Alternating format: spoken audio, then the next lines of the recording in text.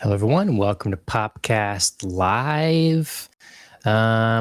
We're here tonight, hopefully, for an exciting episode that's going to be very Bond-centric.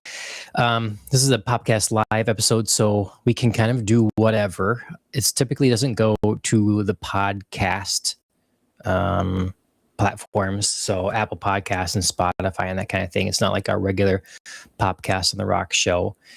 This one, though, being it has been a full week since we've had regular podcasts, and it's been even longer since we've had an anime show.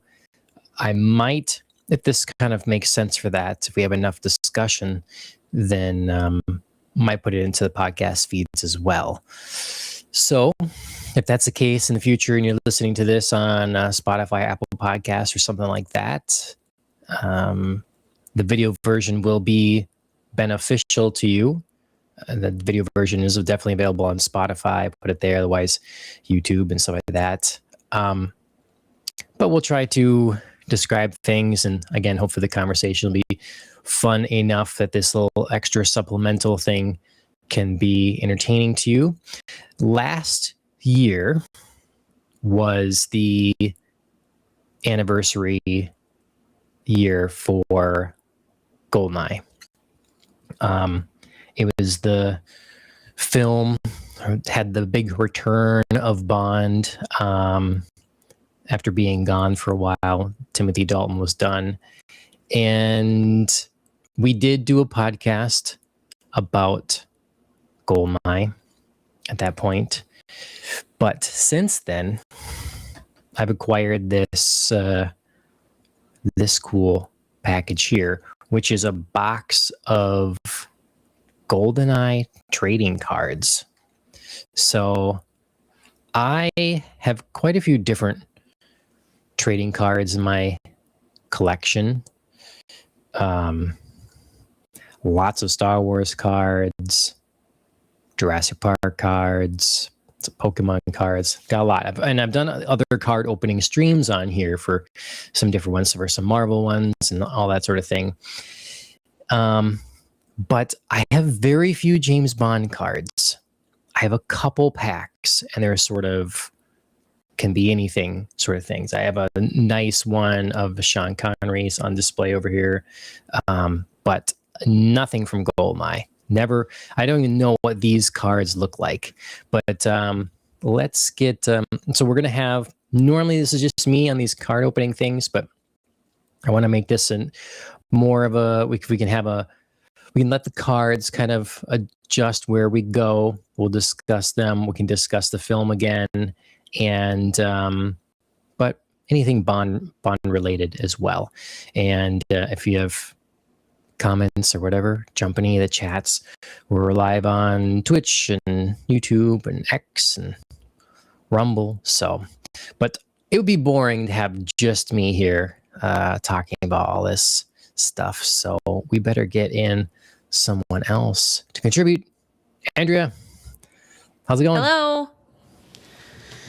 Good. Sorry I'm late.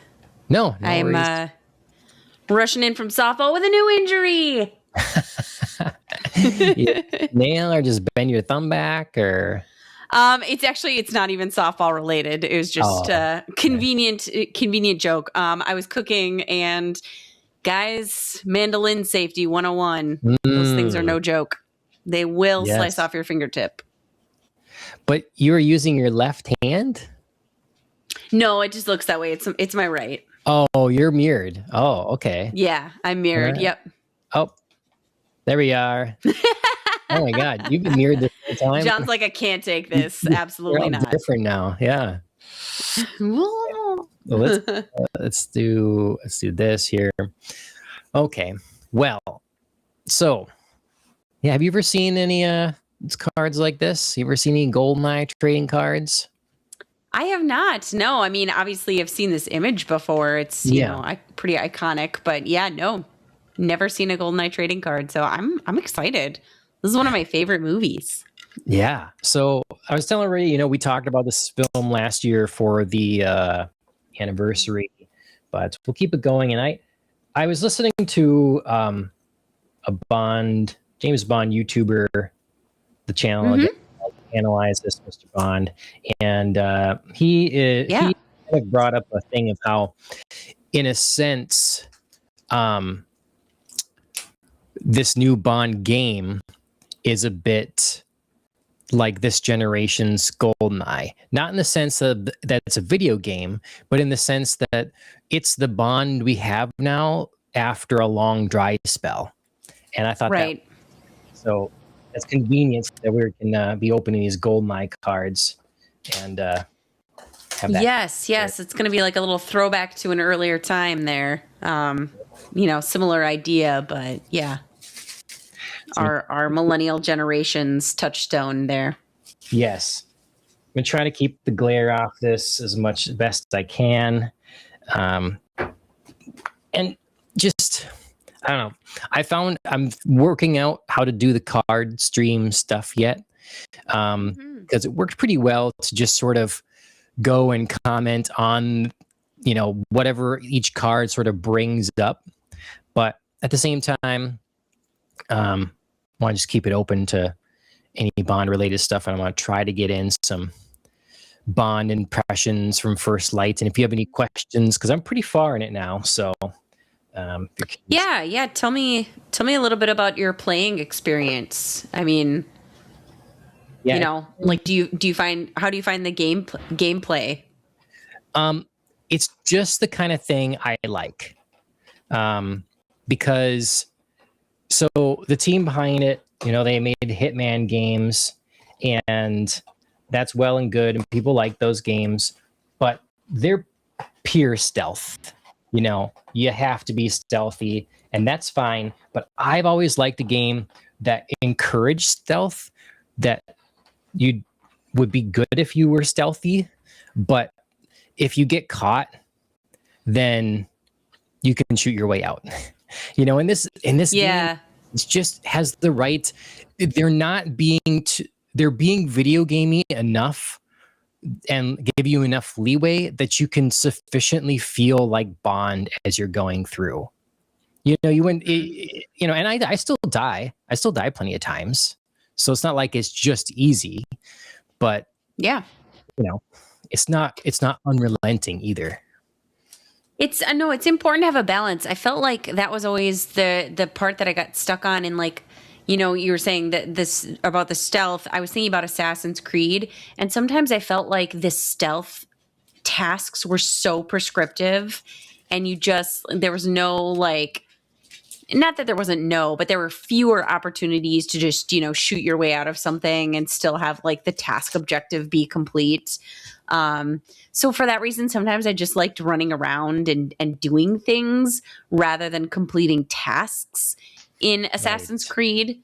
So I definitely get that there needs to be a balance like that. I think that's actually pretty important. Yep. Because stealth can be fun, but you know me, I'm a classic knifer. What an image to start off with. I know. First cards. I mean, mid-thigh crack. Mid-thigh crack, girl.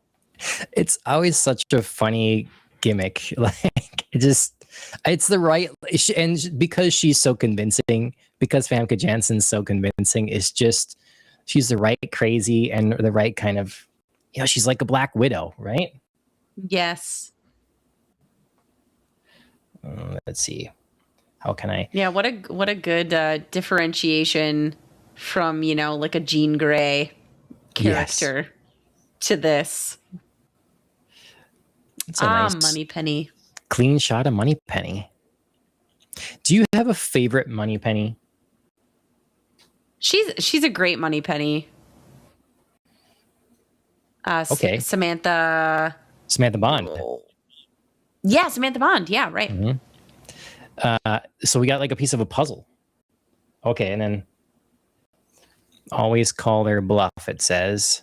And on the other side is they used to do a lot of these, I found, in things, so I'd had to get the other pieces to complete this little puzzle set. I mean, I just had to avoid the worst glare spots on the table.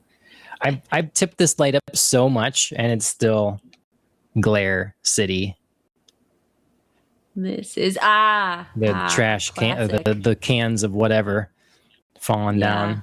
So in First Light, they totally do this scene, or I'm not gonna be. I don't want to be. I'm not gonna be spoilery about plot and stuff like that in First Light. That's fair. That's what I was trying to figure out how to ask you questions. Yeah. but you know, I think saying some of the gimmicks, some of the callbacks to other things, I think that's okay. Well, especially if we have no context for, what's happening around it. This scene could happen in any number of, moments in a Bond game. So yeah. Well, that's they fun, just though. I like that. Definitely use a couple lines that you want to complete. You want to finish the line that's from Goldeneye. They use that one, and then there's also a moment from this scene that you really use in the game with the cover system. It's perfect for a video game. You remember how he's moving to the conveyor belt? Yes. Yes, behind. Don't shoot. Yeah. There we go. Automorph behind M. Mm-hmm. It's a cool frame shot. This is a good time to call this out here. Cheers, girl. Yeah. So what are you drinking? A bourbon smash. Okay. Felt appropriate. Very nice. Very nice. I have, if Eagle Eye viewers might see in the corner here. Yep. I did see it. I was doing one of these earlier, trying to make sure I was looking at it right. So I got that was perfect ASMR. Very well done, sir. So I haven't had any just plain straight bourbon in a while. I had a couple good cocktails this last weekend and stuff, some gin cocktails, but just gin's underrated. I mean, not for me. It's not Especially anymore. In a cocktail. Yeah. No. I just mean I feel like people are just so wary of gin, and boy, some of my favorite cocktails are gin cocktails. They're gin based. Well, my understanding, y'all are missing out. The line was always M says, "I prefer bourbon." Bond saying like your predecessor had a bottle of cognac or something like that. And was it cognac or brandy? I think cognac, but I think. Or brandy? I think cognac, but both of them sound right, unfortunately. Yeah. I mean, cognac's like brandy, but yeah. Anyways. Well, yeah, I mean. She says, I prefer bourbon.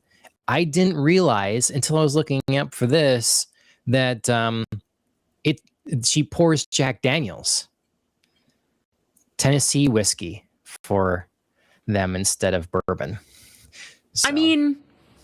That's actually really funny because, she's British. So it's kind of like a funny, like, whatever, all this American juice. You're right. American stuff. It's the same. Yeah. Right. Exactly. Like, it's swill, but I like it. Mm-hmm. This is so good.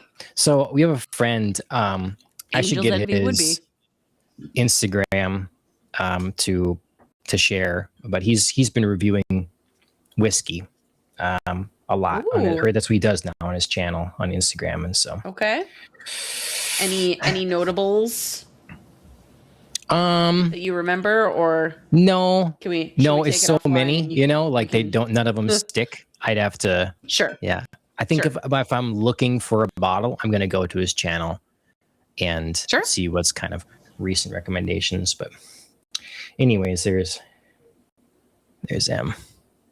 There's and M. I think we can just manage. Yeah, there we go. All right. Bond and Moneypenny. Yes. If you must know, I was on a date. With a gentleman. They do this bit in the game as well. Yes. Oh, nice. Nice. Little witty repartee. I love it. Let's see. Oh, look at this. The Goldeneye keys. Oh yeah, the Goldeneye keys. Yeah, I didn't realize that's fun. Like that. Is this a? I don't know that I ever really looked at the keys very well. When they bring them out on that like tablet and there's that orange like bubble in the middle, and you just sort of see the keys side by side. I've never really looked at the keys. Yeah, I mean, I guess I feel like I couldn't have told you they were that shape. Yeah, the end of them, I don't know if I've seen the end. The eye part. Right, exactly. But exactly, yep. Last card of the pack. This is not a very good card because it's not very clear what's going on. I could not tell you what is happening. It's the collapsed like building and stuff, wreckage inside of whatever. Yeah. Oh wait, no, this is the end. See, I didn't even know. It says death by computer. Computer room has been demolished as the entire satellite facility, and yet from the wreckage, the figure emerges unscathed bodies. Oh, okay. I'm invincible. Bodies. Triumphant as just as liquid nitrogen tanks use the computer's rupture. Boris is instantly frozen to death by a super cold coolant. So yeah, it's in the end when the. Oh man, early Alan Cumming. Oh, I mean that's still what I recognize him from. Really, that's. I mean, obviously he was Nightcrawler, and that was a big role, but this is the role to me. So we don't get through all these cards because I'm not going super fast here. That is fine. We can always do more of them later, but we'll make a dent. So far, I enjoy them. They really focus on the picture. Look at the first pack. We've got both portraits and landscapes.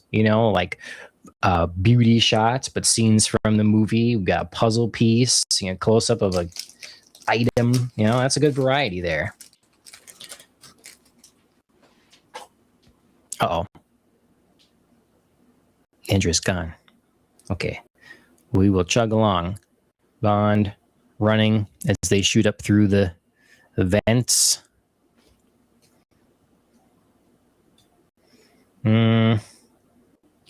Well,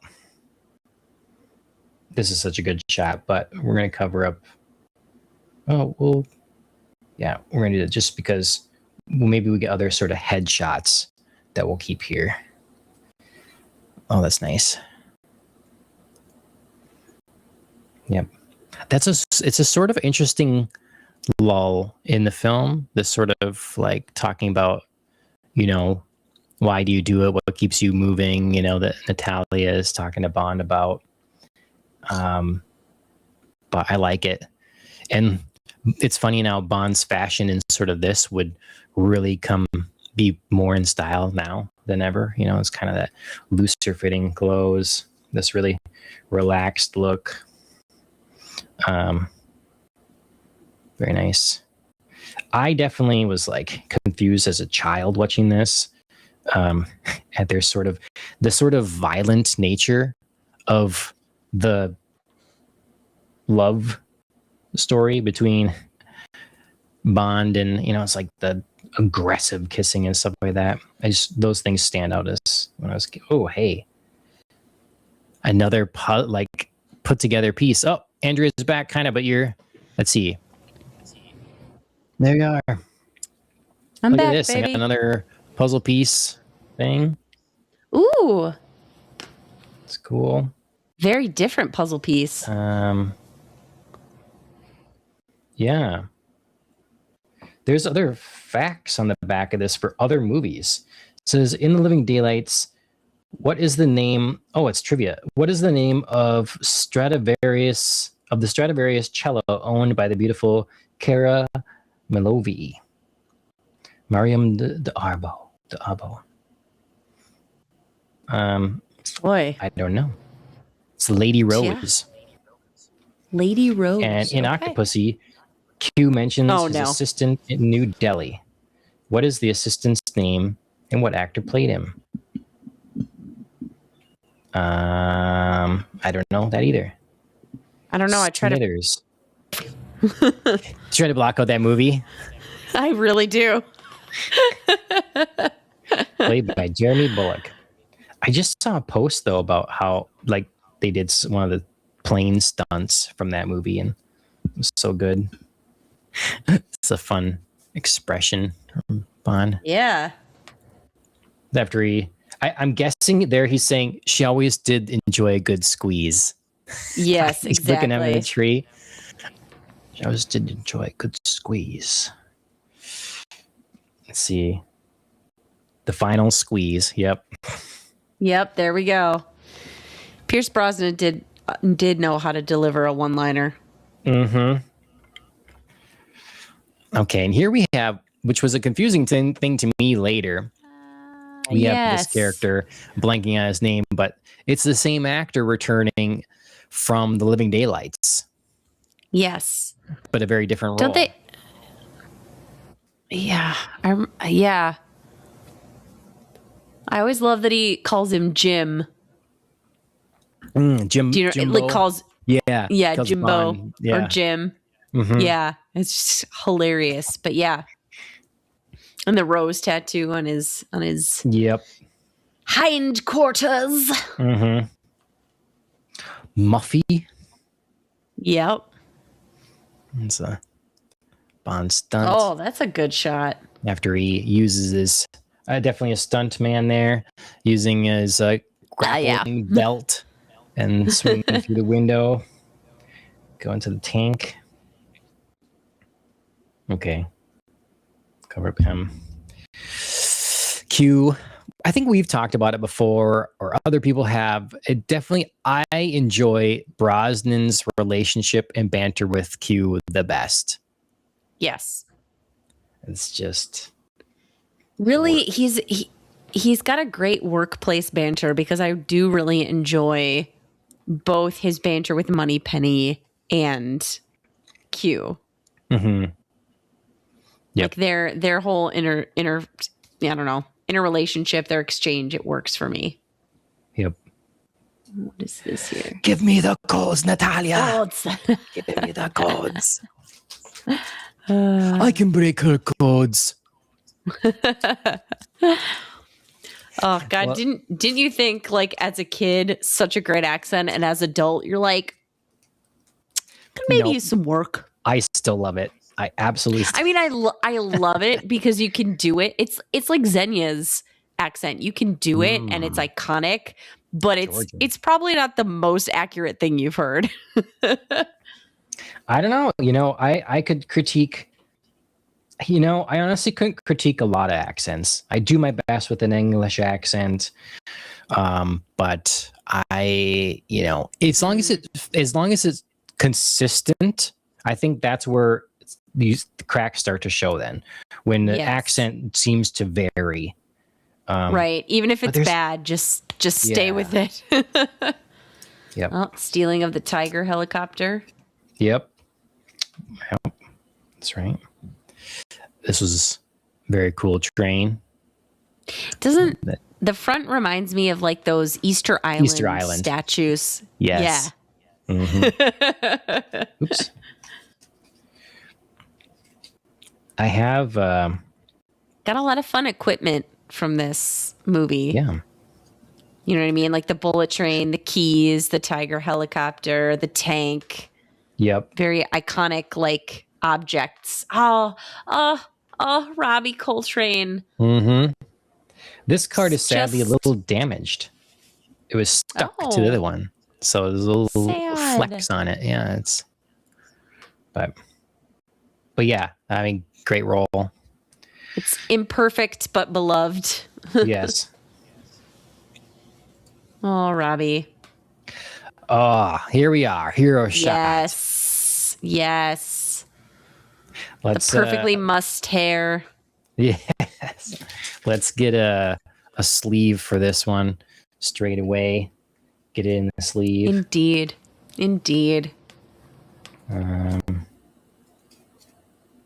Yeah, Brosnan really had great hair for this.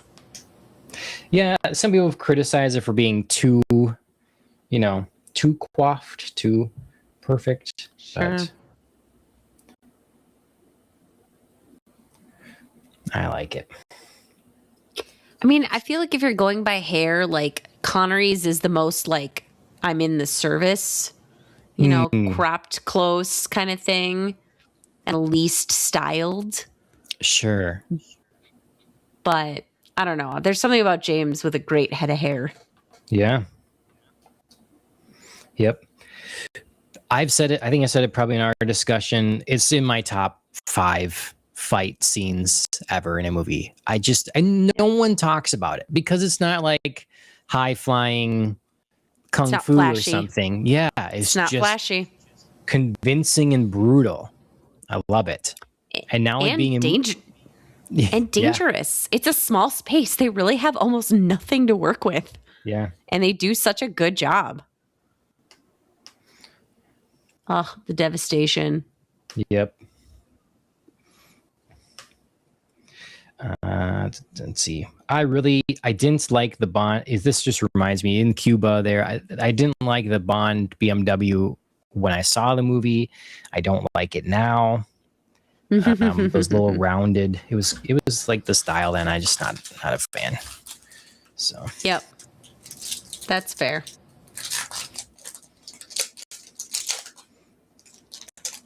Now I'm gonna have to go and I'll put all these cards in order. Okay, here we go. Now the Xenia, our Bond ladies. Yeah. What's going on there exactly? Does the card have a back? Let's see. She's like, oh, I think Natalia's holding a gun pointed at her for a bit before she like knocks her out or something there. Natalia intervenes. Gasping for breath, Bond tries to free himself, but Xenia's legs are like a vice, crushing his lungs. Natalia awakens in time to distract Xenia, giving Bond the split second he needs to grab the machine pistol strapped to Xenia's back and fire at the helicopter overhead. There we go. This Perfect. is a precursor to their card. Right, yeah.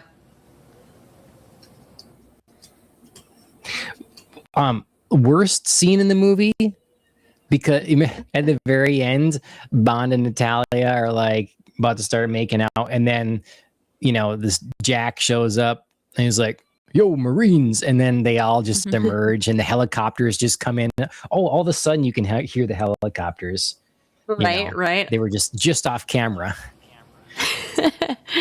They're like, you got this. I mean, we don't want to intrude, I mean, until you're going to have fun, and then none of that. Mm-hmm. It's the plane. That's a good action shot. Here's a double, but another damaged one. This one was, again, stuck. There's some cards that are flipped, and they're stuck. Well, good thing you have the other one then. Yeah. Hopefully you get a double of Robbie. Right. More destruction. Computer room. Yeah. Oh, look at that.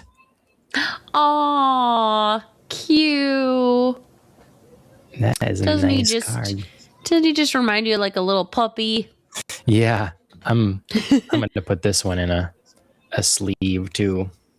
That's a great shot of Desmond Llewellyn. Mm-hmm. It's just some of these nice. I should probably put. It's unfair to not put Samantha Moneypenny. In one then too. Yeah. She's not my. I don't know who my favorite Moneypenny is. There's a potential that my favorite Moneypenny is in the Bond game. We'll see where that goes. But, I think that the Moneypenny in The Living Daylights, I think she's pretty gorgeous. And, I don't know. But she only gets one shot. I think it's the only movie she's in. So, not really fair. Oh, here's a good action shot of Boris. Yeah. I love that the passwords like that for these state secrets and missiles and stuff. Yeah. What is it like? You sit on it, but knockers. You take it with you. Yeah. Yeah. They're right in front of you, and they open very large doors. I don't know why I can remember this kind of stuff. Because this movie again hit at just an age for us that was like vital, Yes. The movie was vital to my development. For better or worse.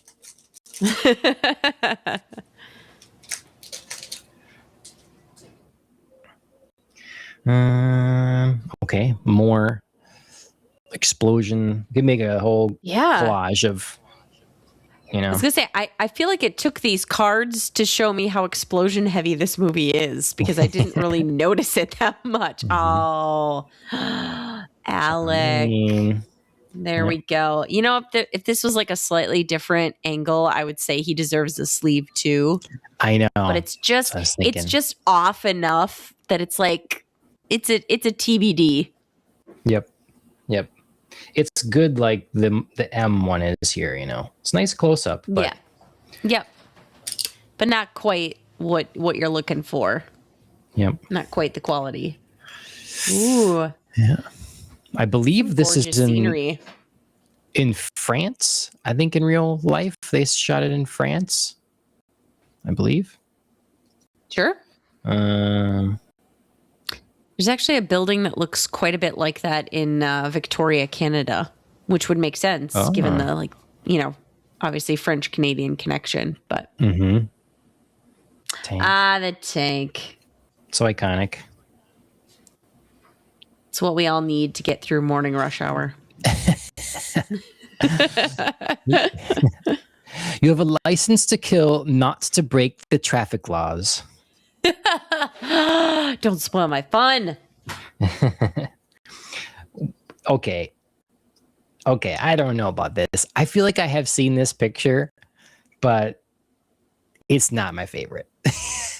Ew. This artwork that almost looks like Tom Cruise mixed with Alec Baldwin.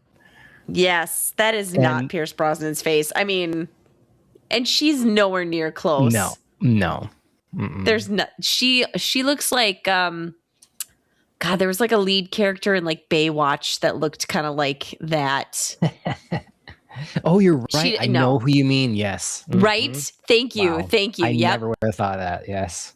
I know. I don't know. I don't know how that got in my head, but it's accurate.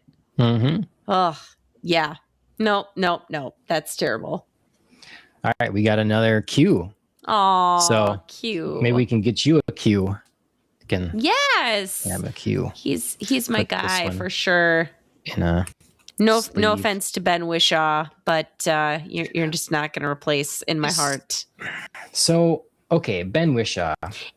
It's like oh my God, what's his face for Alfred? Well, which one? In the Batman or in the Ben Affleck Batmans? Because Jeremy Irons in Ben Affleck Batman, and then Gollum, Andy Serkis. Nope. Oh. My older gentleman with like Val Kilmer and sadly George Clooney and I thought you were talking about okay. Yeah, he is. Oh, dang it! I know. How dare we? I know. It's like we've said his name before, and of course, right now my mind is blanking. But it's like the same thing. Like that's my Alfred. Right. Do you know what I mean? Like it's not that other people won't be good, especially like Jeremy Irons is a little weird because he always just is like Jeremy Irons. But like do you know what I mean? Like sometimes there's moments when I'm watching him act, and then there's sometimes I'm like in with his character. Sure. Okay. Do you know what I mean? I haven't seen him in that much. I really like him in in the Kingdom of Heaven. Yes, good. He was in The Borgias. That is an excellent show. Lots of like excellent blood, revolution, papal politics, sex, death. Like it's a fun show. Right. He's in, speaking of millennial formative things, Man in the Iron Mask, Leonardo DiCaprio's like one of his horror movies, but also like, for like a teenage girl at the time. Woof, what a performance. But Jeremy Irons is actually absolutely amazing in that. And so is, oh God, what's his face? Gerard Depardieu and John.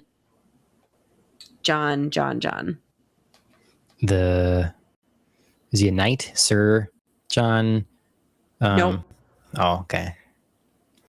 Oh my gosh, what's this? He's I got a haven't whole seen like this. movie. You've never seen The Man in the Iron Mask? I think one time, maybe not even the full thing. It was kind of scarring to me, this idea of being locked in a mask. I'll stop. And it's just yeah. God, So, it begins with a B. Man in the Iron Mask. well, because You're gonna know it when I say it. Do you know what I mean? are the three musketeers in this? Yes. Okay. Yes. All right. So And Gabriel Byrne is like the fourth musketeer, but like they don't talk about him because he ends up dying. Spoiler alert for this like 30-year-old movie. 1998. John. 98. John Malkovich. John Malkovich. Oh, Being yeah, John he's kind of a big Malkovich. actor. Okay. Being John Malkovich was like the movie. I was like, he has a movie named after himself. How dare I not think of this? But I couldn't. So yeah. All right. I've got another card I'm putting in a sleeve here, and I will reveal. It is. Look at this sexy shot. That's a great. Yeah. Look at this like, hands behind the head like spicy model. Yes. Yeah, it's Ben Whishaw. So I really liked his introduction in Skyfall. I thought that I was really on board with him then. But then he became a little more comedic, and then I didn't like it. Like, I liked him, the dryness of him being the comedy. Nothing else. And so I agree. They wrecked it to me. I agree. They made him a little bit over the top and like comedic, too much comedic relief. Like that was, it's just like one note. And I liked his unsureness as well. You know, like his, like, I don't know, I'm here, but I can still, you know, there's like a tension, an undercurrent of nervousness in the sense of, you know, I'm taking over this big position. So yeah, I like the complexity that he was introduced with.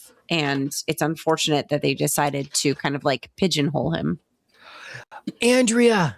No, Andrea. This is another card that was stuck and damaged. No. Oh, that's the shot we were looking for. Yes. See all that? Yes, I do. Oh, John. That's what we were looking for. Well, this like high school yearbook photo of Alec Trevelyan. Yes. GD it. These cards are old, I guess, you know? Are they? I suppose, yeah. Maybe they didn't do it. Michael Goff, by the way, is what we were looking for. Oh, yes.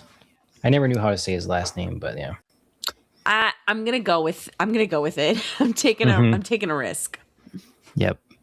No, he's great, obviously. Xenia having a good time. Ooh, I loved her uniform. I loved her uniform. She looked great. You could pull it off, Andrea. I could pull it off. You should do a Halloween. You could be Xenia in this for Halloween. Okay. I mean, I need zero convincing, so okay. Oh my gosh. The universe. Oh. Yes. Thank you. Yeah. And put it in a sleeve. Yes, my God. Quickly, man. I've got hard sleeves too. I can put stuff in if I want. For some. All right. How many card packs do you kind of average in a box? Well, this is 36 packs. Ooh, son. 8 cards per pack. 36 packs. So it's gonna be a stack of cards.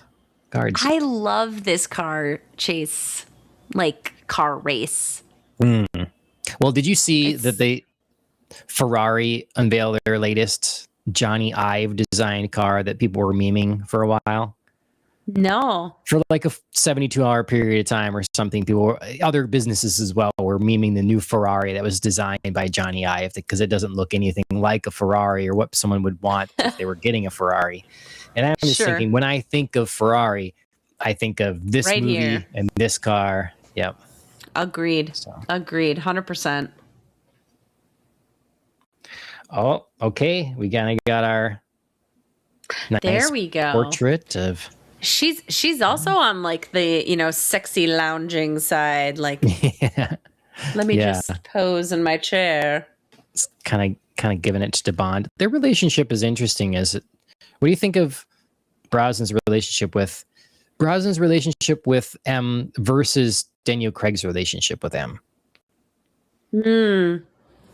I feel like Brosnan's relationship with M is much more of a level playing field. Even though she's rougher with him, I think there's still a sort of tension of equals, whereas she feels more of a maternal figure to Daniel Craig. You know, and I think it's both the way that their characters are written, but I also think it's like a acknowledgement of her aging.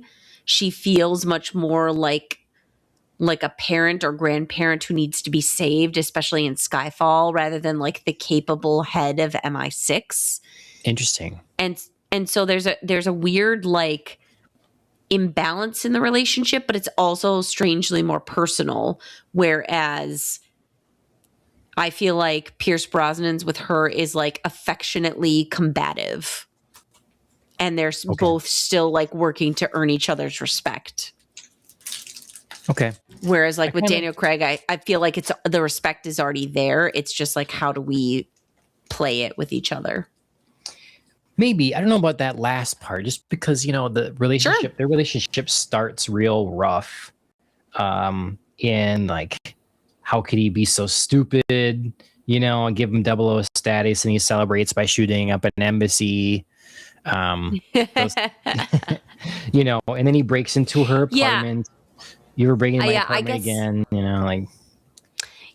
Yeah, I guess there's that's super fair to me. And I was thinking more of like Bond has the respect for her, even though he like breaks into her apartment. I feel like he does it out of like still a need for her approval. Sure. And her to like understand him rather than like, I don't know if like Pierce Brosnan's Bond would do something like that and would need her that much. He's much more aloof in regards to her affection, but he likes her respect and he likes her trusting his decisions. Yep. I do agree that there's definitely more of a mother kind of thing going on. With oh no, I want to roll over this card. Yeah, I agree with that. I don't know which I like better. You know, obviously the conclusion is very emotional with Daniel Craig and everything. Ooh. But one moment. Okay. Oh. Let's see what's next. There we go. Famke Janssen in the Ferrari, looking sultry. And then Bond captured. Bring him to Alec. Alec is, you know, Sean Bean, I think is such a perfect cast because he's totally one that's like, in another world, he could be Bond, I think. And that would have been awesome too. So he's a perfect foil. You know, he's a perfect partner. Like, is he better than Bond? Says, I've always been better than you, James. I don't know. I'll tell her when she comes back, but I'm making a pile here of duplicate cool cards that Andrea can have. There's the Hands. Ooh, what's going on here? Okay. Gadgets of Q. Okay. The Piton gun. In order to infiltrate Russia's Arkhangelsk, chemical warfare facility, Bond bungee jumps from the top of a huge dam. At the bottom of the jump, he stops his bungee recoil by shooting a piton from this gun in the ground and then safely reeling down himself. Nice. I got first one of those. Those are interesting. I'm going to put it because it's like an item, even though I'm turning it to the side. I'm going to put it here with the Goldeneye keys, kind of keeping that separate.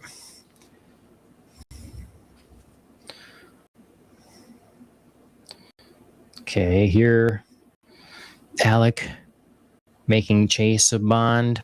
Music is like, the music is so good in this part. I know they got David Arnold after this, and he did a great job. I think maybe he came in too at the end of this to kind of change up some stuff or something. But there's some really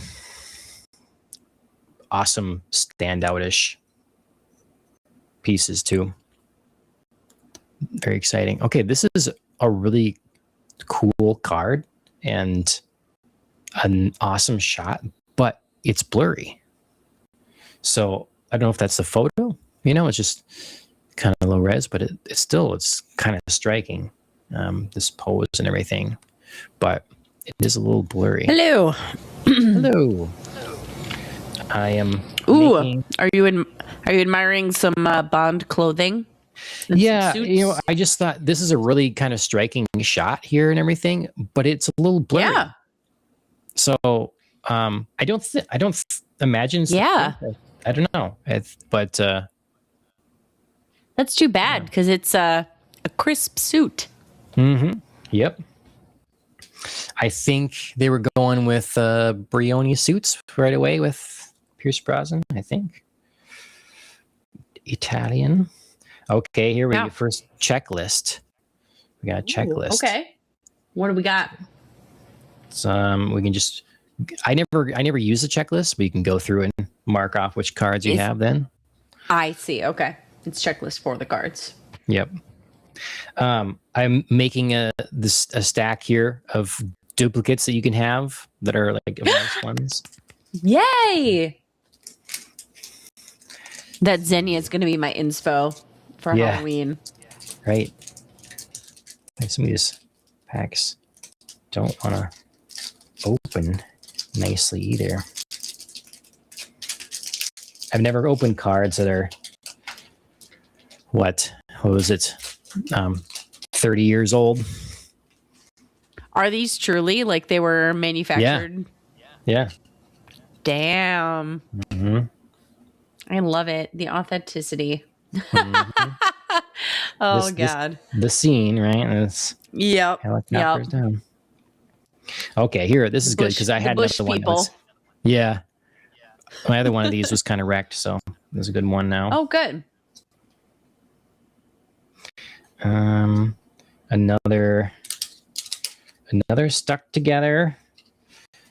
No. I can't believe that, but it's a death by computer one. Oh, not too sad about that. Yeah. Then a Bond, kind of an odd angle of him.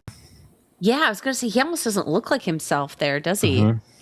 Even he almost looks like a stunt double or something right there.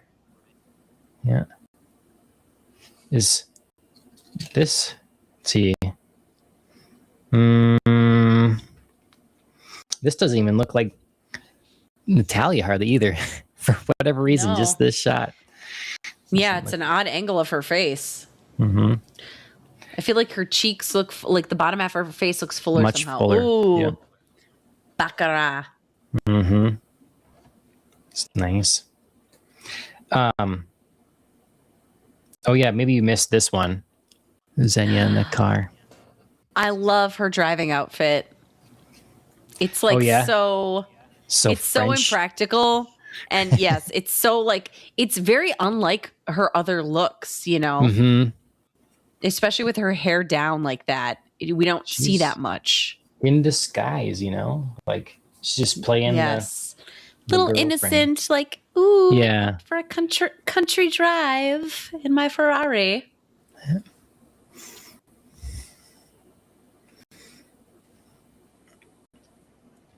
11. Yep. So who do you think,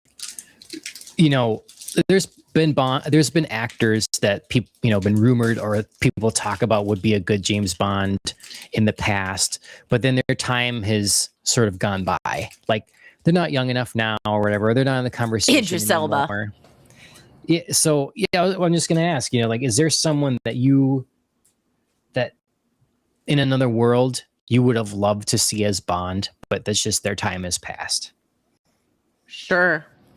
I mean, I coughed it, but I'll say it out loud, straight up, Idris Elba. Okay.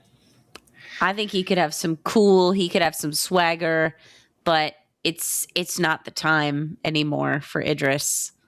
That time was, 10, 15 years ago, even. Yeah. But he would have been a lot of fun.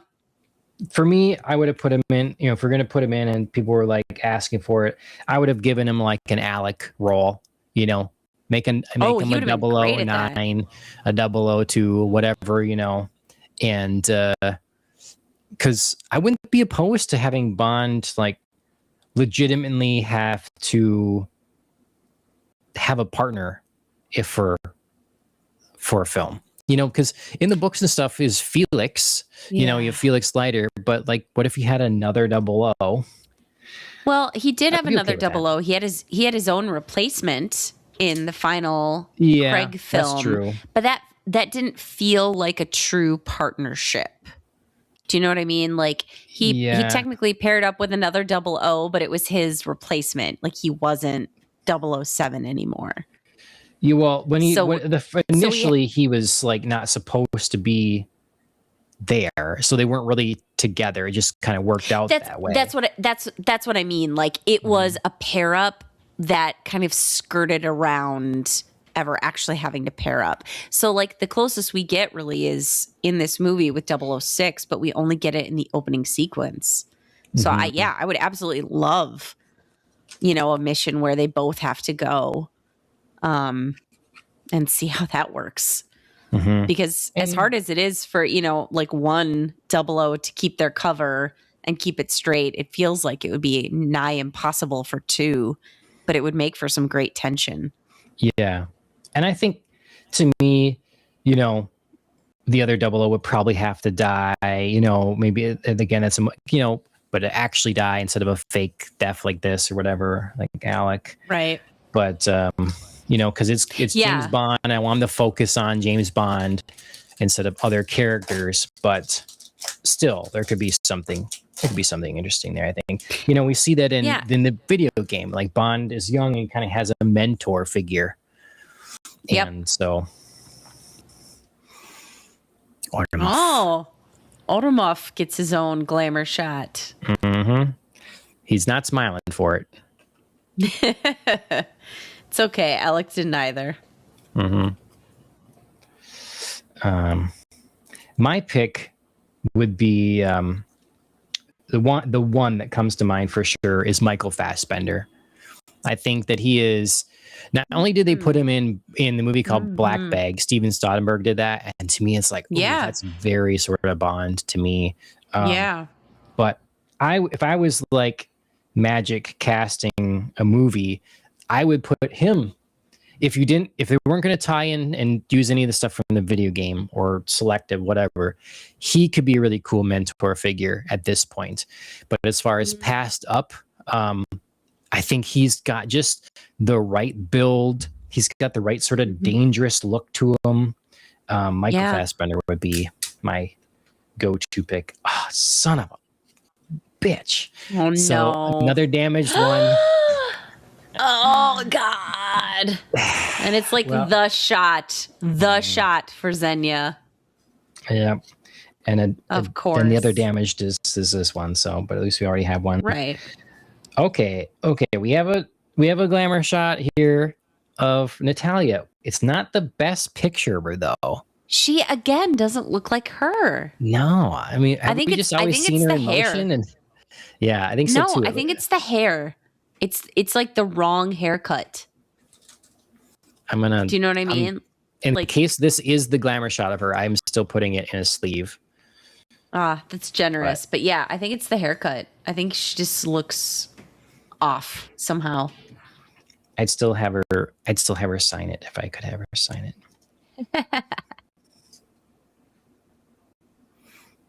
I don't know. Really like their explosions. Mm-hmm. Really, really like their That's a better explosions one. in this. Yep. That's a fun one. Right. Oops. I'm trying to think if there's anything else I want to bring up about the game. You know, I've First Light or Goldeneye? First Light game. I mean, the Goldeneye game. Yeah, if there's anything there too. A while back, I played a little bit more of it. Started from the beginning because I really never played through the. Okay, we're cutting this one through the campaign. Mm-hmm. Sure. I just played multiplayer basically. So sure. Playing through the campaign would be fun. I didn't get real far because it is quite old, but it's on Nintendo Online. You know, you can play it there. Mm-hmm. Lord, I'm like mangling this package, trying not to damage any cards. Well, good thing you have like a million opportunities to save the pack with your 36, yes. Was it? Yeah. Yep. Oh, another. I think we had one of these before. Oh, yeah. Okay, here we go. We got another. You missed the other one. This is another Gadgets of Q. Looks like a little slightly different shade. Fun.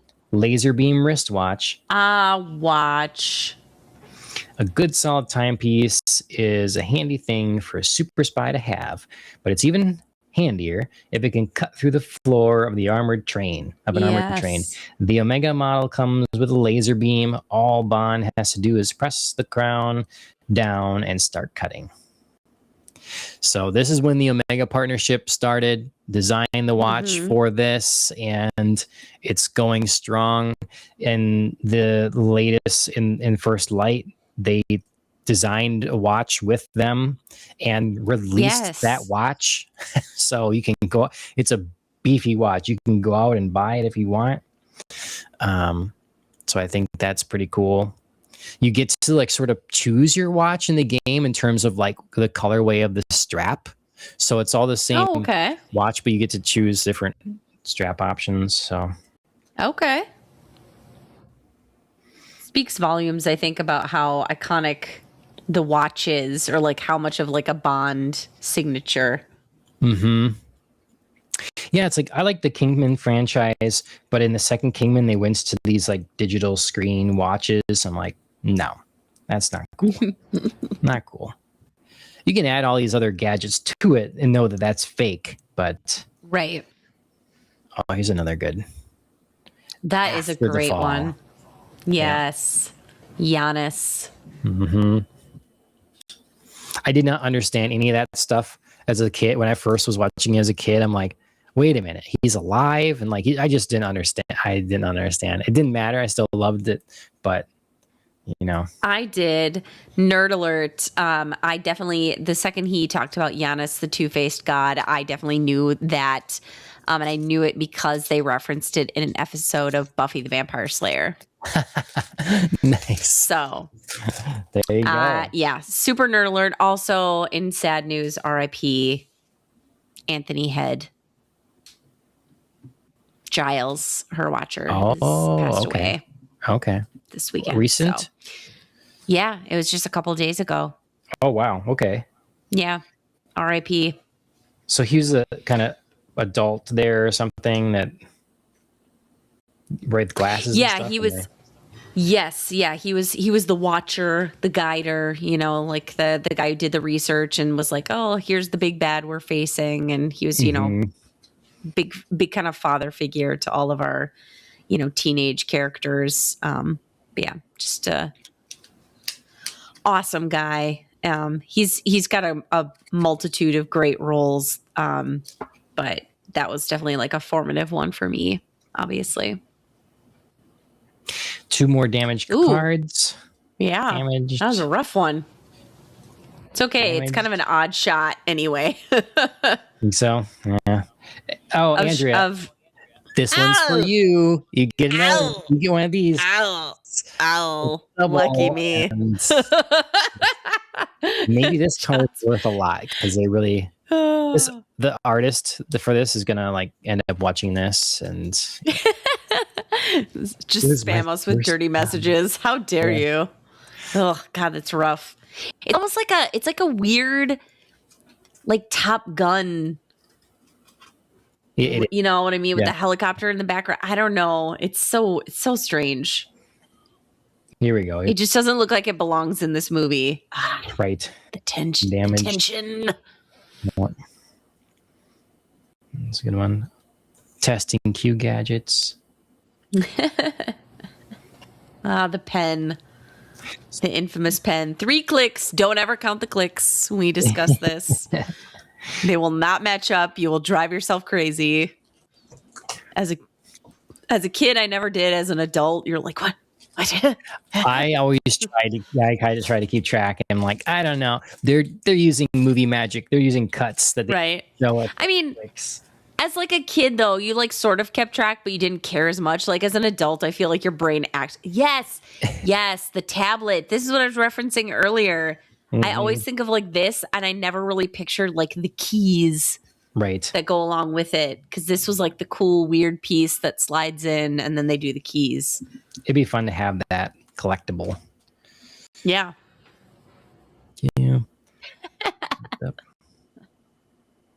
Oh, Q. So sorry. More damn. He shoots it off a little rocket. Rocket cast. Yep.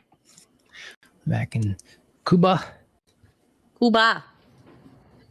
Oops. I have some fun locations for this this movie.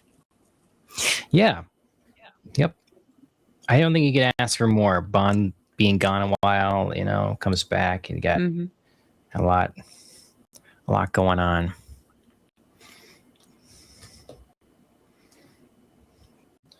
Okay.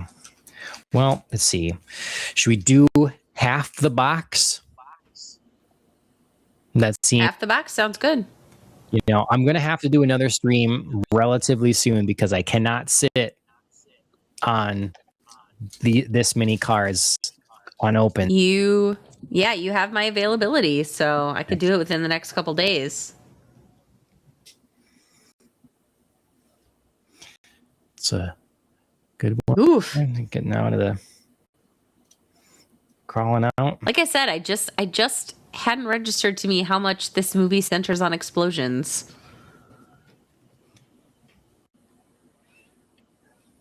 Oops. This way.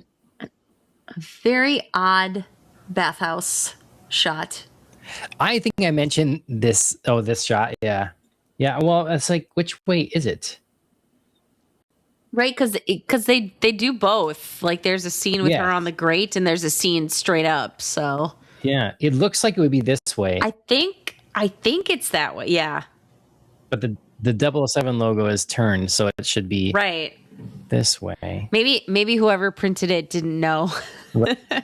Maybe they got that wrong. Oh, let's see whoa. And then hold on. I think you're right. Because then okay, so that's the call. It is definitely they intend it to be this way.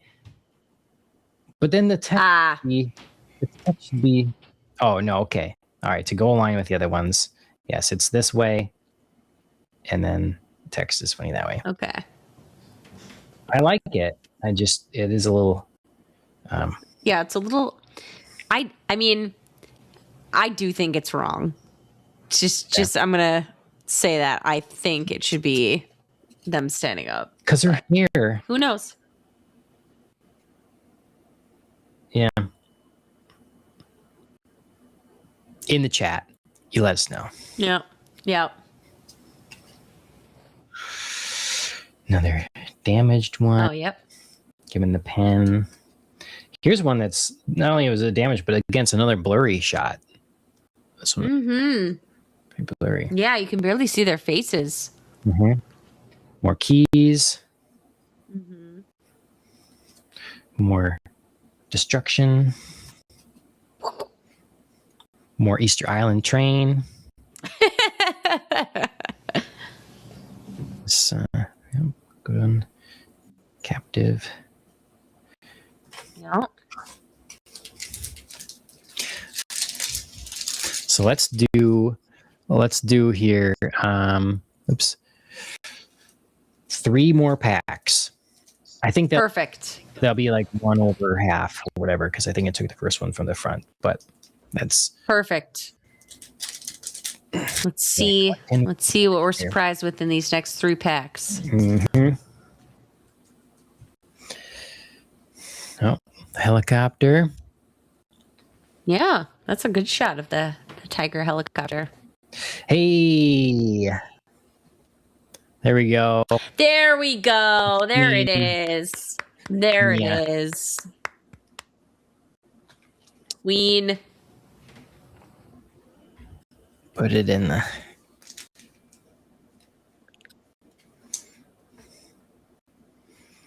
Yeah, Shirley is one of my favorite Bond villain girls. Mm-hmm. Yep. I love both Bond girls in this movie. Great. Yep. No misses. You know. And Moneypenny too. No misses. Getting a few. Another showdown. Yep. A few more doubles. Here's the car I was talking about. Yes. Mm-hmm. Yep. Not my. Yeah, it's I mean, you know, not to speak ill of it, but it also has like a recognizable look. You know what I mean? Yeah. Mm-hmm. Like that I felt like that style of BMW was very ubiquitous for a while. Like it's slightly more varied now, but like for a while you could just look at that and be like BMW. Absolutely. Mm-hmm.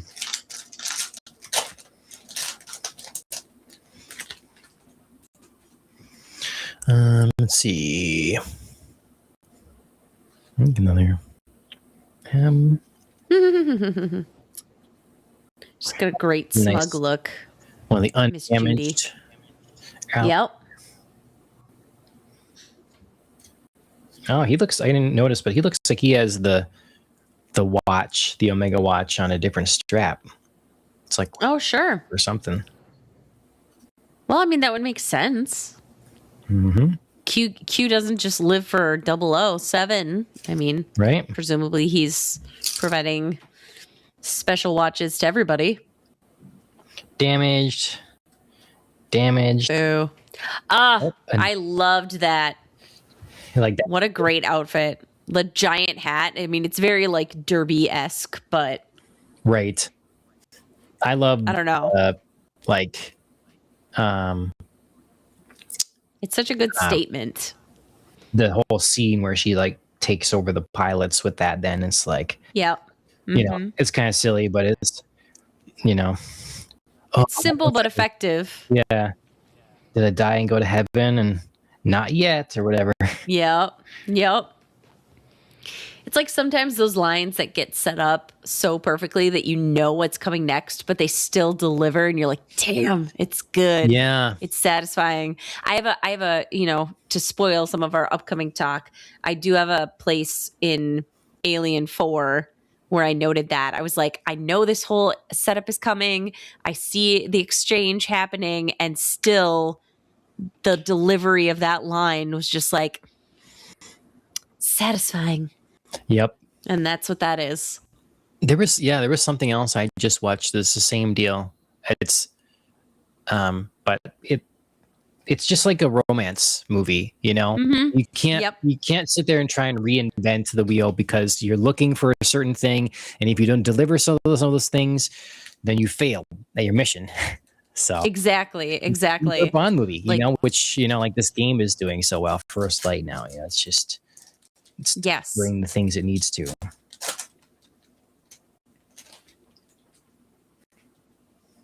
Okay, this is the last pack. that will open tonight. Ooh. You see the top half of the box here is empty. Bottom, Indeed. this one will be left. We'll go through what right. Andrea gets so far in the stack. Ooh. It's cute taking a bite of his sandwich. No, that's my lunch.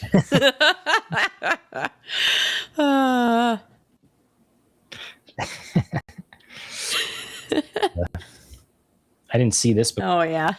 All the cans making the big mess there. Yep.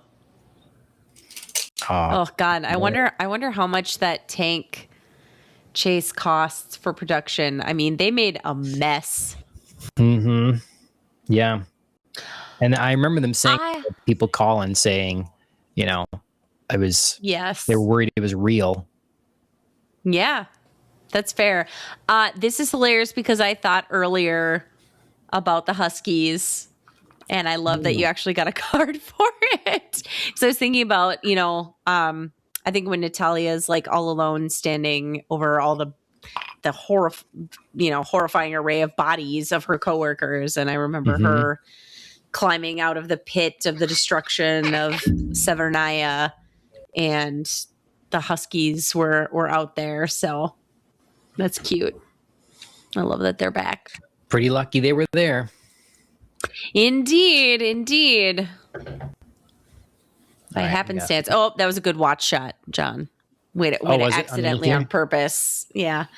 Yeah. Accidentally on purpose. Just woo. Yeah, it's this is a go-to watch for me. Yep. It's kind of a tankish watch. It's sort of a classic diver design. It's very cheap. It's very affordable, but it's I will take a beating. I think has a screw down crown, 200 meters of water resistance, and it's just a quartz or whatever, but it makes this really reliable and no fuss. And then I put this NATO strap on there that someone makes, I think, in England, and it's the same design as they use in No Time to Die. So, yep. Comes with a rubber strap, which I don't really like, but I love this NATO. Another one of these, but so again, not a misprint. It's just blurry, but it would be such a cool. Too bad. It's still kind of a cool shot. It's still like if you take a cool shot with a film camera, there's an imperfection about it. That's nice, but still, yep. For that kind of thing, I'd prefer the nope. We got 2 cards It just looks left. wrong. Yep. I'm trying to escape. Wake up! Wake up! I'm up. Oh my God. We end with the same card we started with. Can you believe it? That's meant to be. That's meant to be. We've come literally full circle for the squeeze. Yep. That's beautiful. Yep. I better be getting that. I better be getting that card then. There you go. Yeah. Yeah. If there's any other doubles you want, I just put these portraits together here. So let's look at what Andrea's got so far. We got Xenia putting on the squeeze. We got perfect my picture guy of Brosnan. We've got the the Brosnan, Tom Cruise, Alec Baldwin, and then the Baywatch version of Natalia. Yeah. All right. Alec. It's such a high school yearbook photo. I don't know why. It is. But it is. He looks so young, Right? Yeah. And just the way that he's looking at the camera, I fully expect a senior quote underneath his photo, do you think he's about our age when they shot this? How old do you think he is here? Oh, I mean, yeah, to be fair, Sean Ben has a face that doesn't look super young ever, but I would definitely say he's our age, if not younger. Or even Brosnan, he's probably, mid 30s. Yeah. Well, let's check it out. Okay. I'm going to look. Yeah, my phone is in use as the camera for. I guess I got of course 3 monitors and an extra computer here. I could look up some, but Judi Dench, and then your Halloween costume. You got that card. Sean Ben was 36 years old. Okay. Boom. Yeah. Q. He doesn't have a fancy Q watch. He's just got his, I don't know what it is, but it's very classy, timeless sort of gold watch, white face. It's like a simple standard. Mm-hmm. Yep. Yes, Boris. Coming. Yeah. He's very, it's a very calendar shot, you know, like here is Mr. September. behind the tree one. Yeah. Yeah. That's like a straight up glamour shot from the 80s. That's that what is looked like. So. Absolutely 100%, especially like the wings, those wisps of hair that are like styled out to here. Yeah. That's, oh God. So evocative of an era. I love it. You got a pretty good collection there, I think.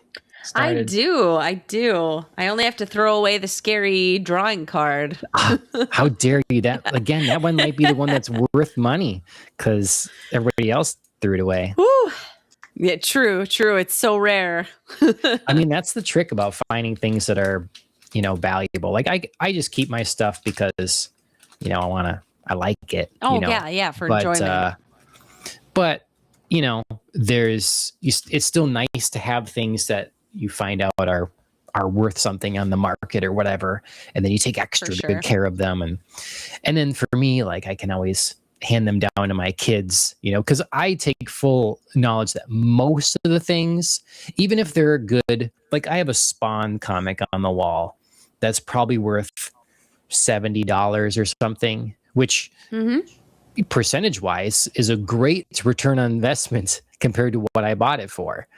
But for sure, it's $70. So it's not going to make you rich. So, and now if you have a couple hundred books and they average $15 a piece, that's pretty good, But I'm just under the understanding that my stuff is not, most of it's not going to be worth gobs unless it's saved much longer. So, have the opportunity beyond to hand your it children, on my kids, and when they're retirement age, and it's like, maybe we can start parting with Dad's comics from 1993, and maybe not so many have survived then to that point. So, yeah, true. Who knows what Brave New World will be in at that point? Now, if I had saved all my Pokemon cards, I mean, can you imagine, Andrea, if we'd taken good care of Pokemon cards at the time? We were there at the beginning. I know. That would be large amounts of money. I literally had a lengthy conversation about the worth of some Pokemon cards with the guy who came to repair my dishwasher. And, he was talking about like the Eevee cards because of course, Everett is Eevee. And he was talking about like the thousands of dollars that some of those are worth. And he was like, I collect these and, I wish I was there at the beginning. And I was like, I was. Yeah. I was such a fool. Like, why didn't I take good care? I mean, I took decent care. Everybody I felt like who collected cards had those like plastic sleeves with like 26 slots to a page and whatever. We all had those books that you were so excited to show off. But like, dang, if I'd really thought about it, I would have kept those in like mint condition. Yeah. Because that's what could have been. I have some Star Wars cards that are worth a decent amount, but they really need to be in great shape and then graded, which is really kind of only worth it for cards that, are going to, because you have to pay for that too. So you're better be worth, $50 or more, whatever. At least. Yeah. So, yeah. Okay. So last time I surprised you with what this pack of cards is. Do you want to see the one other pack I have? Yeah, I do. I don't think I've revealed this. I have one more vintage pack of cards that we had to open on stream together sometime. Now, these, I do have quite a few of these cards yet, but I want Okay. to fill out my collection a lot more and resort them and everything.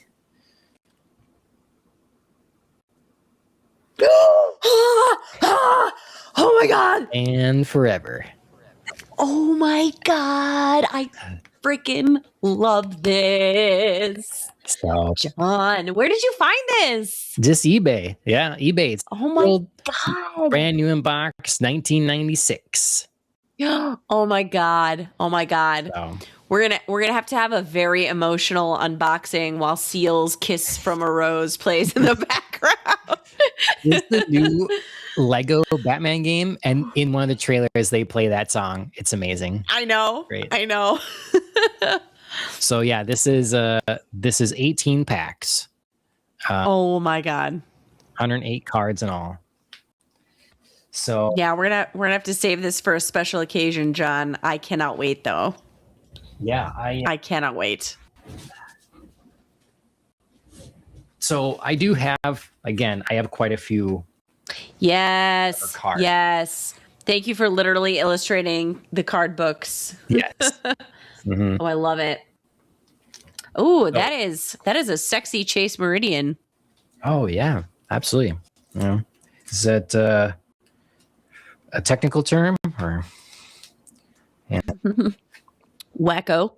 Yeah, wacko. Yeah, I've got. So what you're saying is this guy's a total wacko. So yeah, I've got it's. I got duplicates of that. I've got some real shiny ones that are kind of fancy. Holograph ones. So, Oh wow, yeah. Oh, I love that Riddler. yeah. So I have 1, 2, 3, 4, 5, 6, 7, 8 pages of cards. Oh my god. So, but I have a lot to go. These were a good price because some cards you buy them, new in box, sealed from whatever ago, and they're pretty expensive. And cards like, in the Mall of America, there's this Tom Brady like sports card trading card shop, and they have some not sports cards in there. I embarrassingly went up. I picked a few packs. I asked them to get them for me, and I went up to buy them, and the total blew my mind. I'm like, no, you got to put them back. I'm not, because the card prices have just gotten nuts. So that's probably why I went to these. It's like, these are older cards. I love these movies, and they're a reasonable price. Now it's just like, it's not worth it. It's insane. I can't believe I was going to get like 3 or 4 packs of cards for $90-some. This is just ridiculous. So, and that, I mean, as high as that total is, that's not even like, I mean, like I said, I was talking with my repair guy, and he was just like talking to me about like the EV cards that are worth thousands of dollars on their own, let alone like trying to buy a pack. Right. He was just like, my God, it's just so insane. It's just like, you can't be a normal person and do this kind of stuff. No, it's like, which is, it's so unfortunate. If I want to buy a box like this of the Marvel cards now, whatever, it'd be like $300. It's 3 to 5 easy for a box like this, and easy, like, because yes, there can be autographs in there and all that sort of thing, but it's the same thing. It's like Pokemon is exceptional. It's the biggest franchise in the world. It has made the most money of any franchise ever. So, okay, but all these other cards, like, you can look up values of different Marvel cards, and it's not that much. It's not pulling those kinds of prices. The collector's market's just not there for Pokemon, and certain sports cards, So, right, yeah, no, it's harder to justify those kind of prices for that product. Mm-hmm. Like you said, sure, there could be an autograph card in there, but like how often? Yeah. You know? And it just doesn't seem fair to make people like pay out the nose like that for that slim possibility. Yep. You're going to make people not want to do it. I mean, you know that they're not expensive to print. Just making money hand over fist on them. I guess it's just that, you know, but there's been a resurgence, to my understanding, of in the trading card market of different cards. Oh, yeah. I feel like I definitely down think so. Almost in this that, you know, I can see like them needing to. I don't know. I guess that wouldn't make sense. I don't know. It's not what it was when we were kids. That's for sure. You know, everything's gotten more expensive. It just seems like the card market's gone nuts. So, yeah. It's too bad because obviously like we're exhibiting that right now on this live stream, but there was just something so exciting about opening a fresh pack of cards as a kid and just being like, what am I going to get? You know? Yep. Or like you could win them at arcades or like get tokens and stuff and like get your card packs or get those like little claw machines with card packs. Like they were so much more accessible and it was just really fun. It didn't diminish the opening experience that you could get them more cheaply. Yeah. Like I found, because I wanted freaking Fantastic Four cards. Well, now Topps is doing a box that's all Fantastic Four. It's like celebrating their anniversary or something. So they'll have comic book card Fantastic Four and like all the different stuff. So I would like that. But again, it's hell of expensive. It's super expensive. So it's because the Fantastic Four cards you had were just Marvel cards with Fantastic Four on the front. Yeah. Yeah. They weren't necessarily, all MCU stuff.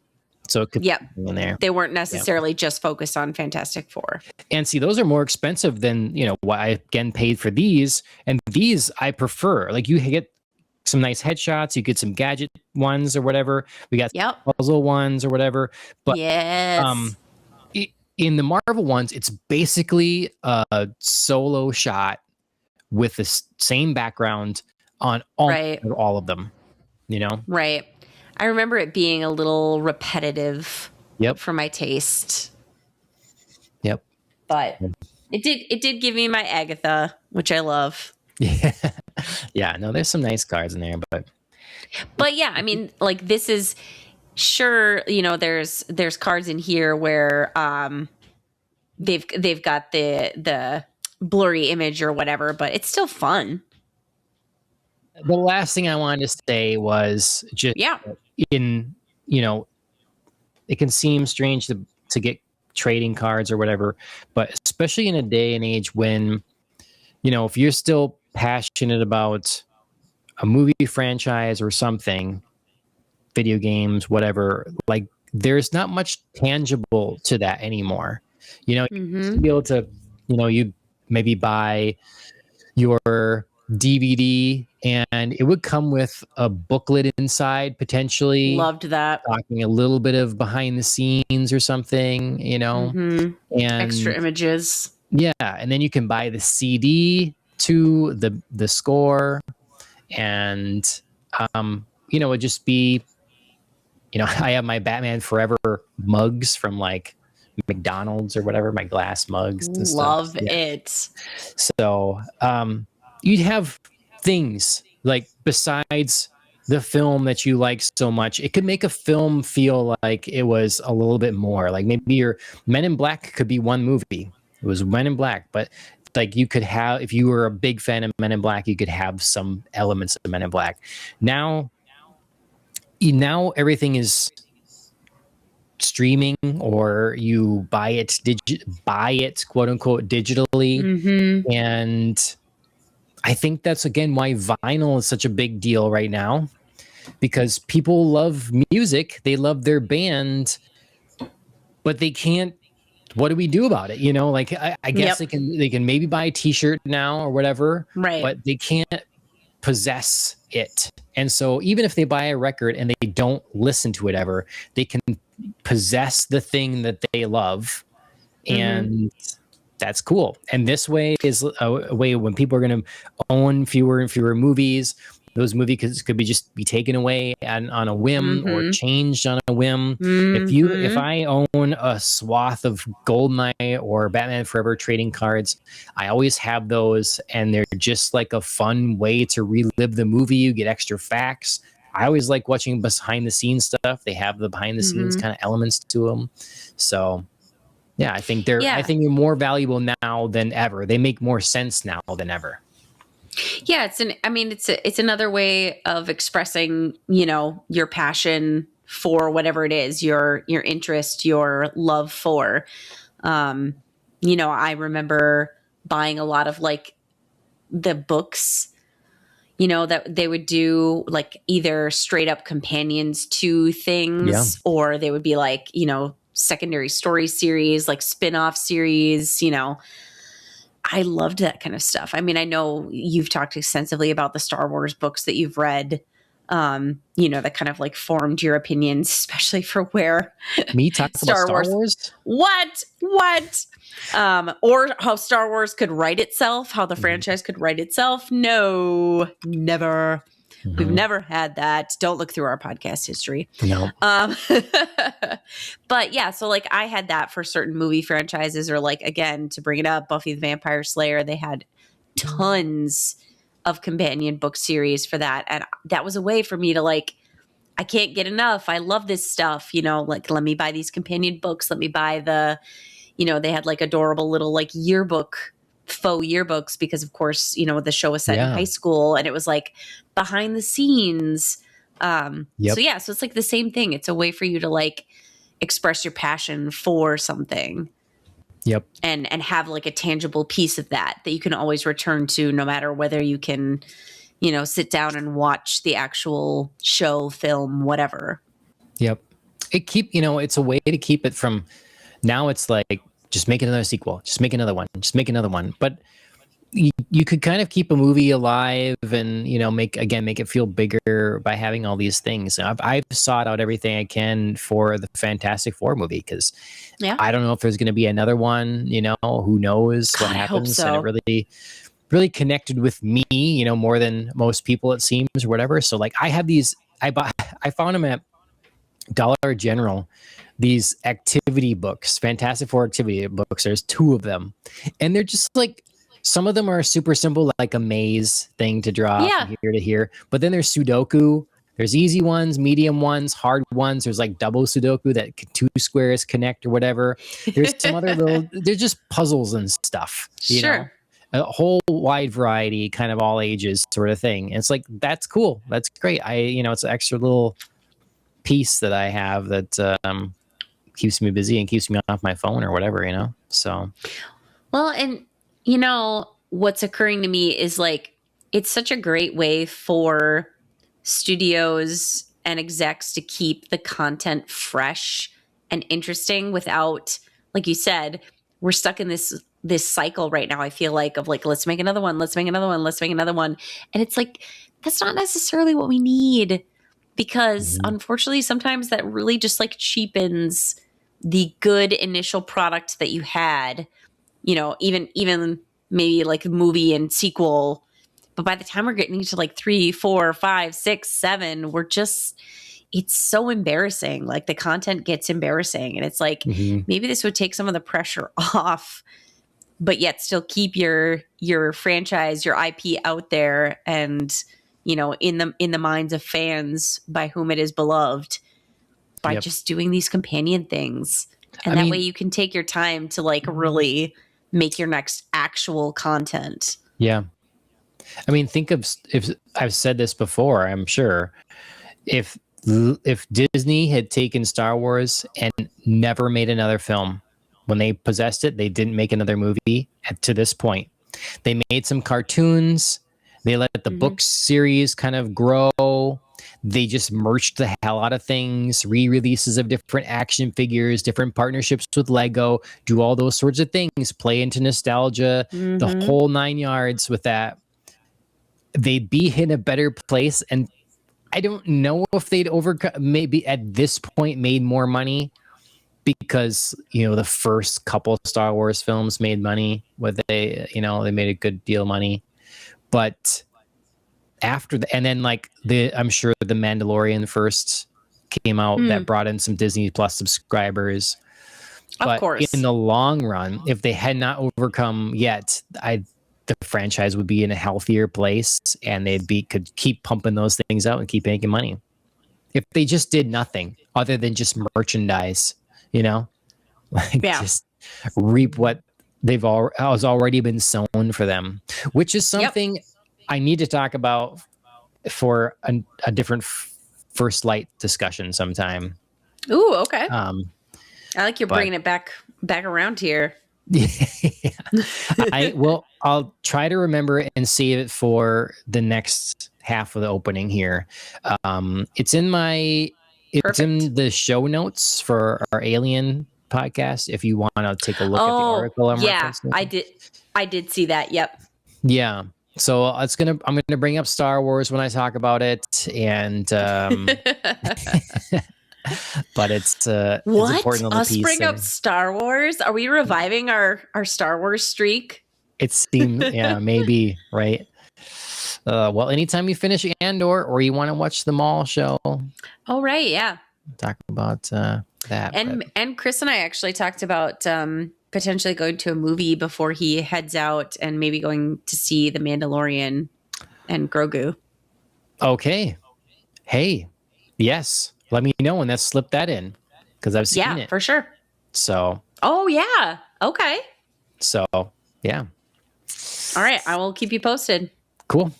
All right. Well, so this show, I said it up top, might go out to podcast services. Do you think it's entertaining? Do we yap enough that for a podcast listener, this would be interesting versus just not being able to see the cards potentially? I mean, if you just cut the last parts of our show, for sure. But I don't know. Mm-hmm. I find us entertaining. So okay. With this comment, it's like to be on the internet, you have to have a thick skin. We're so small, it doesn't really matter at this point. But there's this one comment that's always, because I haven't responded to it. Like, I'm not gonna like it, but I'm not gonna, I don't have anything to say. It's just a clip that I posted that's like AI. There's an AI clipping tool in Restream, and so I use that and I'll repost some clips or whatever, and there can be mixed results. This one, the person commented, "Well, that's the most awkward conversation I've ever experienced." Heard or something like that. Yeah, I feel like that was on one of our JJK discussions. I think so. Mm-hmm. Question mark? Sure. And watching it out of context, I can see how someone's like, there's some pauses there or something. But it's just, again, we didn't make a clip. It's just a candid piece of the episode, in context. I feel like it's just us having a natural conversation, but. Well, and I, to speak to the pauses, I definitely at times really try to think about what I want to say, and it doesn't always lend itself to a smooth back and forth exchange, but that's all right. Yeah. I am who I am, and I speak the way I speak, so I guess it's my most authentic self that you're getting. Yeah, it just needs to be, we're just normal. I'm awkward. You're not awkward. I'll own it. I'll lock it down. Me and my black thumb. Yeah. Yeah. All right. Well, everybody, share, subscribe in all the applicable places, and make sure that you come back for more. We'll be talking about Alien Resurrection soon. We'll be finishing up Hell's Paradise season 2 on our anime stream soon. So there'll be that. And then if Andrea goes to see The Mandalorian and Grogu, which, again, I have a lot to say if you see it. Okay. Mostly about how it's doing, okay. And the state of Star Wars and everything yet. So that's a whole discussion there. Sure. To be had. Sure. Yeah. So look forward to all that sort of thing. And then I wonder if I can find it really quickly. Yes, I can. So, Chief's Bourbon Cabinet. Chief's Bourbon Cabinet on Instagram is my friend that's been doing his bourbon reviews. So if you're looking for a good bottle of bourbon, he is he's been putting out a lot of videos, a lot of clips about all the, like looking for hard to find bottles and all that sort of thing. So Chief's Bourbon Cabinet. New shout outs. Oh, I see him. A new shout out each week to try to fit in there too, along with Mike Bryant Racing and Killing the Flower for music, and Peter J. Gilbertson's books on Amazon. So getting a list going here. But yeah, if you're looking for a bourbon, it's a good place to look for advice. Oh my gosh, this is fun. Mm-hmm. He's got quite a amassed dead guy whiskey. That's funny. Wild turkey. I love it. He's definitely, like trying to get some. It seems like definitely trying to, put the numbers up to get the subscribers, because he's got. It's a really. I mean, and you have to speak to the masses sometimes. Like, people don't necessarily always drink wild turkey, but you say it, and people know what you mean. Oh, well, but I don't know which one he has there, but wild turkey has quite a range, like they do. And that's what I mean. Like you can get a variety of reactions out of people when you say wild turkey, from the like, oh God, to the, oh, all right, but it's a name that people know. So of course you got to touch on it. So that's fun. Yeah. I like it. Yeah. All right. Well, Andrea, thank you for joining me for this here. And yes, of course. We'll see what the rest of the week brings. Or next keep week, me posted. Whatever. So, yeah. All right, everybody. Thank you for watching, and we'll see you next time. Cheers. Peace.